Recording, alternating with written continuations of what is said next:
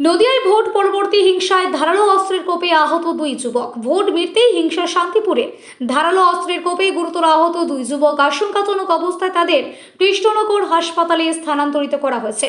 সূত্রের খবর, দ্বিতীয় দফার ভোট শেষে বুধবার রাতে শান্তিপুরের 17 নম্বর ওয়ার্ডের একটি মাঠে বসে থাকার সময় দুই যুবকের ওপর অতর্কিত হামলা চালায় কিছু দুষ্কৃতী। ধারালো অস্ত্রের আঘাতে গুরুতর আহত হন তারা।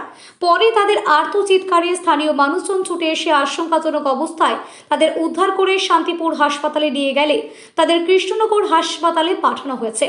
আক্রান্তদের পরিজনদের দাবি, অন্য রাজনৈতিক দল করায় তাদের ওপর আক্রমণ চালিয়েছে দুষ্কৃতীরা। ঘটনা তদন্ত শুরু করেছে শান্তিপুর থানার পুলিশ। থানায় তো আমাদের কাছে হাজিরা ছিল, হাজিরা দিতে যাই তখন আমাদের বসিয়ে রাখে। সারাদিন বসিয়ে ছিলাম।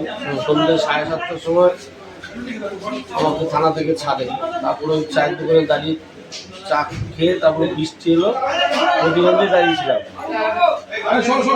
আমি আর ও এক গাড়িতে আসছিলাম। হঠাৎ করে ওই যে 17 নম্বর ওয়ার্ডে ওইখানে আচমকা মানে আচমকা আমাদের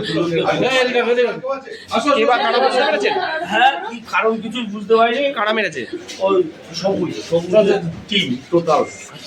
আমি সবাইকে চিনতে পারিনি, সবুজকে চিনি শুধু।